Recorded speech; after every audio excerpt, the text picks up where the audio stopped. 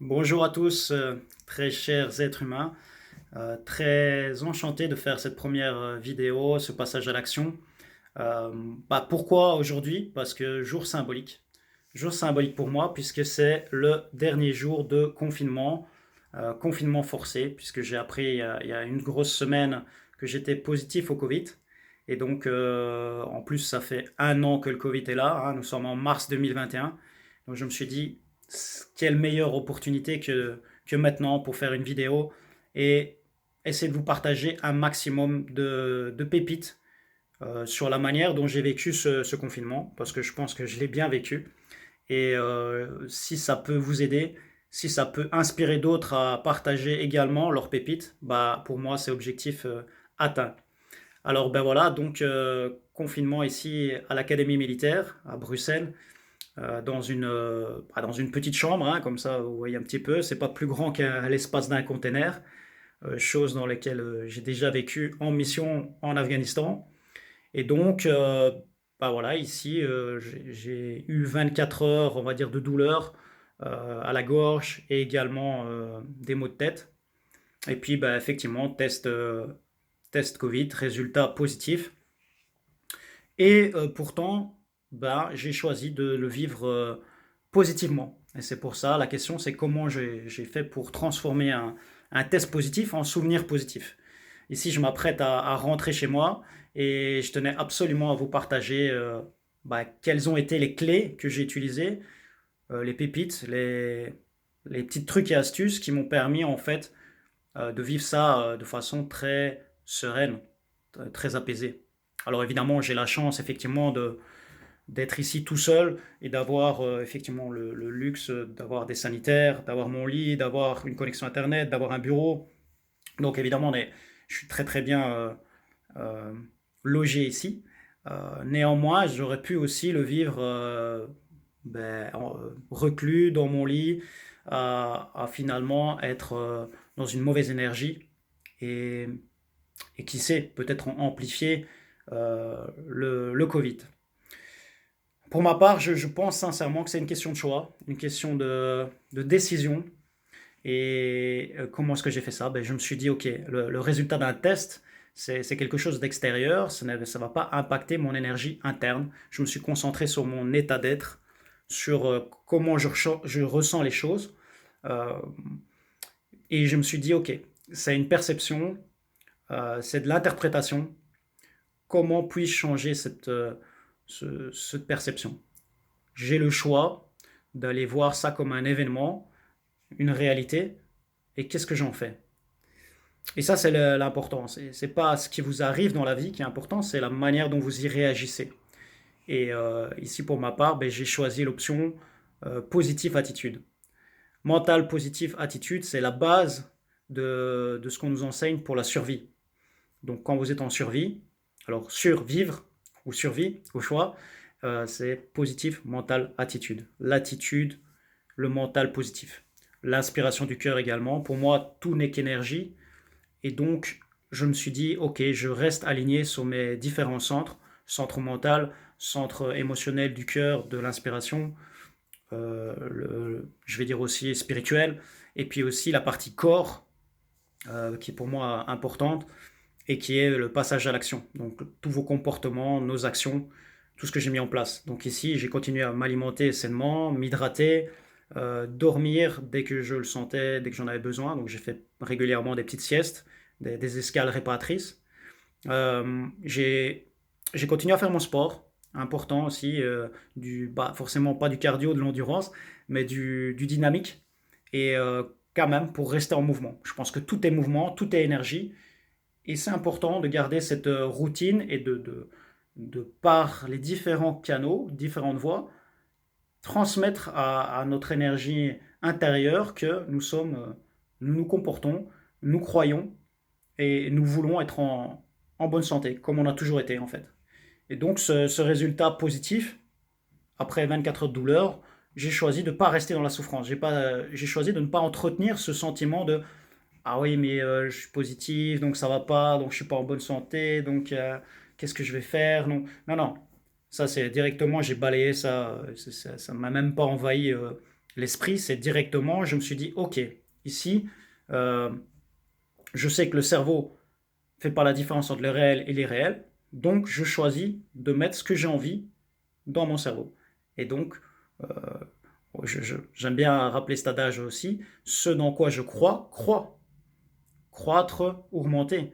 Donc les croyances que nous avons, elles vont permettre d'augmenter dans cette direction. Donc j'ai commencé à croire que j'étais en pleine forme, que je me sentais bien, et je reste sur cette croyance et je me mets dans cette dynamique-là. J'ai essayé en permanence, et j'ai pas essayé, j'ai fait en sorte que mon énergie interne reste au plus haut, énergie haute, élevée. Donc pour ça, le sport, le bon sommeil, la bonne alimentation, et puis m'inspirer le cœur, les méditations. J'en ai fait des moments de retraite spirituelle, c'était l'occasion. Hein. Je suis seul, je suis isolé, bah, tant mieux. Je peux, je peux faire un peu de méditation, et puis aussi faire des formations en ligne. Donc j'ai choisi de rattraper toute une série de formations que j'avais débuté, que je n'avais pas encore continué ni clôturé. Et donc, je me suis inspiré aussi par le savoir. Et le savoir, vous savez que c'est pas le pouvoir, c'est le savoir appliqué. Donc après, je me suis affairé à mettre en application toutes ces petites pépites que j'apprenais. Donc voilà, vraiment pour moi, c'est comment transformer euh, ce qui m'arrive en opportunité. Ça, c'est vraiment la question majeure. Si vous arrivez à y répondre, et à y répondre à la fois dans l'idéation, dans l'inspiration du cœur, mais aussi dans l'implémentation et l'action, là, il y a une vraie intégration. Et là, vous êtes dans les meilleures conditions pour vivre ce moment de confinement ou vivre ce résultat positif de la meilleure manière qui soit. Car au final, c'est une question de savoir est-ce qu'on a du pouvoir sur les choses, quelle est ma zone d'influence, et donc comment est-ce que j'en fais une force finalement. Comment est-ce que je deviens antifragile, c'est-à-dire l'événement me renforce et non pas m'affaiblit ou me fragilise. J'en ai profité aussi pour continuer à évidemment bien m'isoler des médias. C'est déjà quelque chose que je fais de manière régulière. Mais là, je me suis dit, c'est encore plus important de rester moi avec moi et pas de me laisser perturber parce que, entre guillemets, je suis peut-être plus sensible à certaines nouvelles. Donc, clairement, Société de l'information, c'est génial. On a accès à énormément d'informations et d'un autre côté, on est parfois fortement pollué par toutes ces informations. Et savoir aussi faire le choix, le tri de ce qui est important, de ce qui n'est pas. Donc ça, c'est quelque chose d'important que j'ai choisi aussi, c'est de garder mon esprit critique et de me focuser, de garder mon énergie pour moi et pas la disperser et commencer à m'intéresser à tout ce qui se passe dans le monde extérieur. Je me suis isolé, je suis revenu à l'essentiel, à, à ce qui est pour moi le plus simple, le plus rentable, c'est-à-dire mon essence. L'essentiel, l'essence. Comment j'ai fait ça? Ben, en passant par les cinq sens. Et à un moment, mes cinq sens m'ont servi, ben, par l'art aussi de la méditation, etc., à revenir à mon essence profonde, à l'intérieur de moi. Je pense que fondamentalement, avant de vouloir avoir des changements extérieurs, des comportements extérieurs, etc., c'est fondamental d'aller d'abord changer à l'intérieur. Donc ses perceptions, sa manière de voir les choses va faire toute la différence. Est-ce que je vois un verre à moitié vide ou à moitié plein? À moi de le décider, c'est un choix. Et en fait, pour moi, le verre, il est tout le temps plein. Parce que même quand il y a à moitié plein, vous avez la partie eau et vous avez la partie air. Donc en fait, finalement, tout est plein. C'est juste qu'on n'est pas, on voit pas toujours tout, on ressent pas toujours, on n'entend pas, on ne goûte pas, peut-être on touche pas, mais néanmoins c'est là.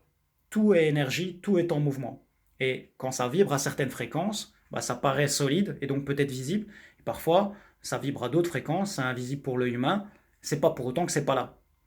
Donc à vous de choisir ce dans quoi vous croyez et ce qui va être utile, adéquat pour vous. Donc pour moi, c'est aussi important de la manière dont j'ai dénommé les choses. Euh, les mots, c'est des vibrations. Et alors, vous pensez souvent au-delà des mots, à l'esprit qui se cache derrière. Mais bien sûr, il y a des impacts. Donc si je prends la métaphore de la vague, une vague, bah, pour des enfants, c'est chouette une vague. Maintenant, si la vague est un peu plus grande, certains vont avoir tendance à vite la dénommer un tsunami. Oula, attention, c'est une grosse vague, dangereuse, etc. Et on met des mots pesants, avec lourd de sens. Alors que pour un surfeur, ou je répète, les enfants, ben, la vague là, elle est super, c'est génial, ça va permettre de s'amuser, ça va permettre, on l'attend depuis longtemps cette vague. Donc, encore une fois, en fonction, c'est le même événement, et en fonction de qui le perçoit, et de votre but, et de votre manière de percevoir l'événement, ça fait toute la différence. Soit c'est OK, soit c'est pas OK.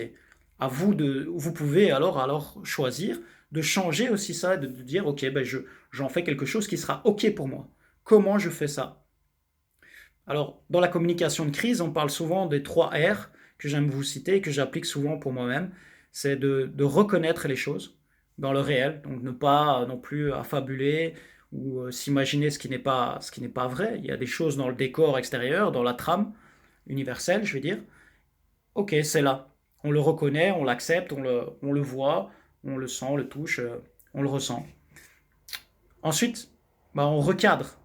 C'est-à-dire, c'est là, c'est oui, mais on le recadre. C'est-à-dire, on change vraiment le cadre par rapport à ce qui se passe. Donc, est-ce un tsunami ou est-ce une vague? Est-ce une vague plus importante? Euh, D'où je le perçois, comment je le vois. Donc, on change notre angle de vue. On peut tourner autour de l'événement. Hein, vous voyez, c'est vraiment comme si un zoom, un focus, un focal. Je dézoome, je zoome. Voilà, je choisis. Et puis, on revient à ce qui est important. Donc le troisième R, c'est ça, revenir à ce qui est important. Revenir à ce qui est important pour moi, c'est d'être en énergie haute pour pouvoir continuer à accomplir tous les projets qui m'animent, tout simplement. Donc, voilà, super, j'ai du temps pour moi pour faire des formations en ligne, j'ai le temps pour écrire des mails importants à des gens inspirants avec qui j'ai envie de collaborer. Voilà, j'ai vraiment, je me suis isolé aussi de certains collègues, certaines personnes qui sont parfois un peu plus toxiques, ou que j'estime toxiques.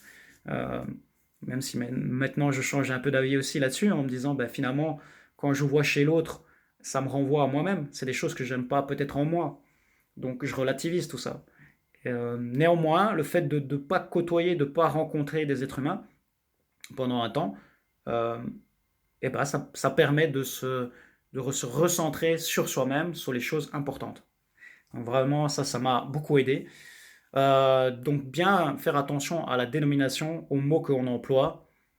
Ça m'a permis de transformer euh, mon expérience. Euh, une autre chose aussi, c'est prendre suffisamment de recul. Souvent, quelque chose de chaotique dans la crise euh, a l'air de manquer d'ordre. Et quand vous prenez suffisamment de recul, si vous allez par exemple, vous vous imaginez en train de vous projeter sur la Lune et que vous voyez depuis la Lune la Terre, bien souvent ça recadre aussi, ça met en relief réellement la nature profonde de l'événement. Est-ce que c'est si important que ça à l'échelle de l'humanité, à l'échelle de tout ce qu'on a déjà vécu dans une vie? Et moi je me suis dit, bon ok, c'est que le résultat d'un test au final. Qu'est-ce que ça va transformer, qu'est-ce que ça va changer? Et avec le concept de fractal aussi, vous savez, toutes ces images dans les images, les poupées russes dans les poupées russes, euh, quand l'image se déploie à long terme, quand vous prenez suffisamment de recul, vous allez comprendre qu'il y a un certain ordre, il y a une certaine symétrie, il y a une répétition, il y a un cycle. Quand vous prenez un tout petit morceau de l'image, que vous focussez dessus, vous zoomez là-dessus, bah, ça peut paraître chaotique. Ça peut paraître sans ordre, euh, sans règles. Et donc, c'est pas rassurant, évidemment. Ça fait inconnu. Maintenant, on peut s'appliquer ça à soi-même en se disant, OK, à l'échelle de l'humanité, je suis peut-être pas conscient de l'ordre général et de tout ce chaos est finalement assez discipliné et est mis d'une certaine manière, d'une certaine symétrie. Je le perçois peut-être pas, ça ne veut pas dire pour ça que ça n'existe pas. Donc je peux choisir, encore une fois, d'avoir des croyances, des pensées aidantes, adéquates et utiles pour moi. Vision méta, prendre du recul et changer de recadrage, de perception. Ça, c'est la manière dont j'ai fonctionné pendant ces 10 jours de confinement. Euh, c'est ça, être pour moi agile, antifragile, être dans la résilience. Euh, c'est ce qui fait, c'est la manière, le mindset qui permet pour moi de passer au-delà de nos peurs. C'est d'avoir le courage malgré la peur, donc c'est-à-dire la rage du cœur, hein. Le courage, oui, c'est pas l'absence de peur. Non, il y a une peur et je passe au-dessus avec le courage et avec ces petits outils de je sais que je suis puissant au niveau de mon cerveau, au niveau des neurones. Neurones qui, by the way, veut dire être en mouvement, hein. Le premier neurone, c'est du mouvement. Donc, euh, cette notion, elle est importante. Vous savez que vous avez des neurones dans plusieurs centres, hein. Il y a les trois cerveaux. Il y a effectivement plusieurs milliards de neurones dans le cerveau, dans la tête, mais il y en a aussi 40 000 dans le cœur. 40 000 dans le cœur qui sont 40 000, ça fait une aire cérébrale du cerveau. Et il y a une communication dans les deux sens, mais surtout et avant tout, du cœur vers le cerveau. Il y a aussi plus de 200 millions de neurones dans les intestins. Et donc, vous voyez que ces trois centres, hein, les intestins, c'est plutôt l'instinctif, c'est plutôt le centre du faire, le centre du passage à l'action. Si vous alignez ces trois centres et que vous comprenez qu'on peut les mettre en cohérence, et là, notamment par la cohérence cardiaque, hein, l'art de respirer à un certain rythme, 3, 6, 5, ça j'ai beaucoup utilisé évidemment, donc 3 fois par jour, pendant 5 minutes, et 6 respirations par minute, c'est-à-dire inspiration sur 5 temps, expiration sur 5 temps.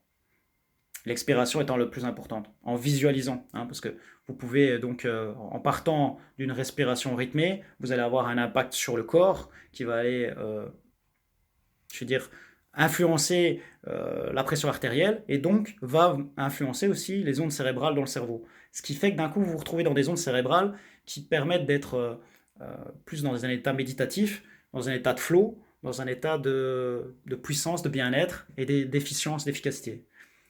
Ça, c'est le corps vers l'esprit. Et puis après, vous pouvez choisir d'utiliser votre esprit pour, d'un coup, vous mettre des images de détente. Images de détente, se visualiser, se projeter, imaginer, ressentir. Qu'est-ce que je ferai quand je suis sorti du confinement? La première chose, quand je vais retourner chez moi, retrouver ma petite famille, ok, je le ressens, je le vois, je le visualise. Et là, on se met dans un alignement. Et vous alignez vos trois centres, le savoir, le être, le savoir-être et le savoir-faire. Et là, vous avez des vrais résultats, parce qu'évidemment, des bonnes pensées alignées avec des bonnes émotions, alignées avec des bonnes actions, des bons comportements, ça donne des résultats qui vibrent haut, avec une énergie positive.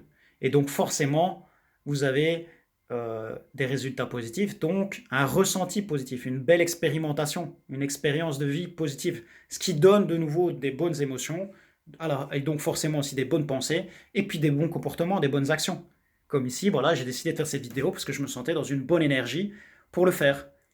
Et j'avais envie de vous transmettre et de vraiment vous permettre peut-être à certains de relativiser complètement cette notion de je suis positif au Covid, je vis en confinement, et qu'est-ce que j'en fais, comment je survis à ça.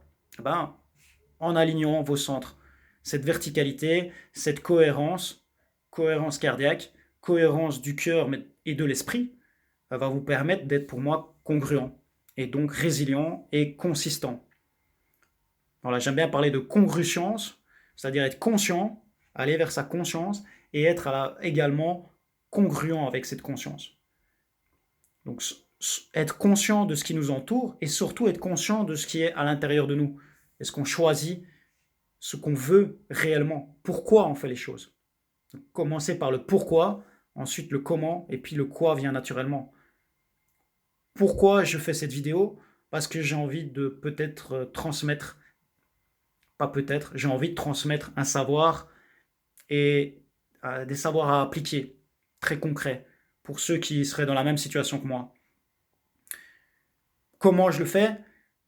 C'était assez simple, je me suis décidé, là j'ai écrit sur mon tableau quelques idées, et je prends mon GSM, et voilà, on fait une vidéo. Et donc le quoi, c'est tout simplement inspirer.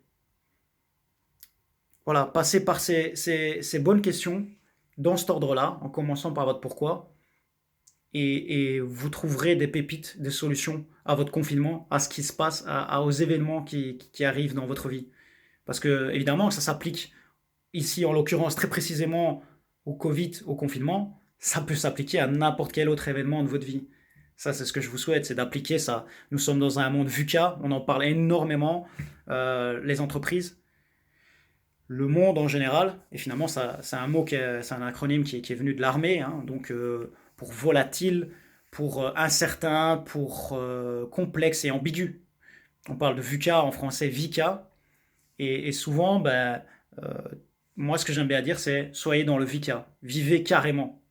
Vivez, soyez curieux, soyez dans l'observation, soyez dans l'aventure et et soyez dans l'apprentissage aussi. Il n'y a pas d'erreur, il n'y a que du feedback. Donc, il se passe des choses, on teste. Voilà, comme cette vidéo, je la fais. Je m'amuse à le faire, comme un enfant qui a envie de partager une belle expérience. Et pour moi, c'est ce qui fera que ça soit un bon souvenir. Cette vidéo, ça sera un bon souvenir dans quelques temps, de dire, ah voilà, ça c'était mon dernier jour de confinement, j'en ai profité pour partager parce que c'était l'élan du cœur à ce moment-là. Et donc ça devient une aventure. Et je suis curieux de voir ce que ça va donner. Voilà, est-ce qu'il va y avoir des likes, est-ce qu'il va y avoir des réactions, des partages. Et finalement, c'est la même chose en même temps. J'ai fait ce que j'avais envie de faire et je suis curieux de voir après cette vidéo aussi mon ressenti. Je suis très heureux de pouvoir le partager. Euh, et voilà, vivre carrément, ça ne veut pas dire être inconscient, ça ne veut pas dire être dans l'insouciance, ça veut dire être conscient justement, de retourner à sa propre conscience et ensuite de voir comment on interagit avec les événements extérieurs à soi, en essayant d'être dans l'unicité, dans la vérité, dans le vrai en permanence, et pas dans le ok, je me comporte comme les autres ont envie que je me comporte. Et les médias me disent qu'il faut stresser et qu'il faut pas être, voilà, il faut faire attention et soyez, oui, ou pas, qui sait, peut-être. Ça, c'est une autre clé que j'ai envie de vous partager, c'est le fait de ne pas savoir. Restez humble, restons humbles. Et je reste humble, je me dis souvent, en fait, je dis tout ça, mais ça se trouve, ou pas, quoi. Je sais pas. Il y a une seule chose dont je suis sûr, c'est que je ne sais pas. Et au plus j'avance dans les notions, dans mes expériences de vie, au plus je me rends compte, je ne sais pas. J'étais dans d'autres pays, d'autres cultures, en travaillant beaucoup avec de l'humain. Et ça, c'est finalement la récurrence qui revient régulièrement. C'est waouh, c'est surprenant. Il y a toujours des choses que j'apprends, des choses plus complexes, et je me rends compte que la sagesse, c'est de ne pas croire ça pour acquis, c'est de remettre systématiquement en question les choses. Et en parlant de ça, j'ai envie de vous donner quelques appels de passage à la réflexion, et puis bah, forcément passage à l'action. C'est quelques questions qui m'ont beaucoup aidé. C'est qu'est-ce que je vais nourrir à l'intérieur en pensant ça ou ça. Qu'est-ce que je nourris? Est-ce que je nourris la partie de manque, la partie égotique, la partie peut-être lumière, essence, quand je choisis de croire ça plutôt qu'autre chose? Deuxième question, c'est qu'est-ce que je choisis de croire? Quelles sont mes croyances? Une autre question puissante, c'est comment j'en fais une opportunité. Voilà, tout ce qui m'arrive là. Comment j'en fais une opportunité? Comment je fais que ça puisse devenir de l'antifragilité? Ça veut dire que ça va me renforcer. Non seulement ça ne m'affaiblit pas, mais en plus ça me renforce. Et puis aussi très concrètement et pratiquement, parce que le savoir c'est bien, l'inspiration c'est top, les émotions, l'énergie, et à un moment, il y a du passage à l'action. Je vous dirais, qu'est-ce que vous allez faire de différent? La question, c'est ça. La quatrième. Parce que vous savez que le chiffre 4, c'est le commencement de l'infini. À partir de 4, les Grecs disaient ça, à partir de 4 commence l'infini. Je vous laisse avec cette question. Qu'est-ce que je vais faire de différent? Qu'est-ce que je vais arrêter de faire? Qu'est-ce que je vais commencer à faire? Qu'est-ce que je vais faire de plus? Qu'est-ce que je vais faire de moins? Voilà. N'oubliez pas enfin, rappelez-vous plutôt l'intégration des centres, idées, idéation, énergie électrique des pensées, énergie magnétique du cœur, hein, donc tout ce qui est émotionnel, ressenti, inspiration, inspirationnel, et ensuite la partie plus kinesthésique, pardon, instinctive et de passage à l'action, du faire, le savoir, savoir-être, savoir-faire, attitude globale et intégrale, et puis on passe à l'action. Et ça vous fera une intégration globale. Donc les 3 I, idéation, inspiration, implémentation égale intégration globale. Ça, c'est également d'application dans tout ce qui est apprentissage. Euh, voilà, je ferai sans doute plus de petites pépites sur les apprentissages dans une autre vidéo. En tout cas, j'ai été très honoré de vous partager ce moment symbolique pour moi. Et, et également, j'espère que vous pourrez en retirer un maximum euh, d'inspiration. Ne fût-ce que partager aussi vos pépites aux autres, car nous sommes tous une petite partie d'un grand tout. Nous faisons tous partie de l'humanité. Et j'aspire à pouvoir, tel le colibri, apporter la petite pierre à l'édifice. Et je me suis beaucoup éclaté, amusé à faire cette vidéo. Et j'espère que vous en aurez autant de plaisir à la regarder, à l'apprécier et surtout à implémenter ce que vous avez appris. Je vous dis à bientôt, prenez soin de vous et rappelons-nous, nous sommes des êtres humains avant d'être des avoirs ou des fers. À bientôt, au revoir.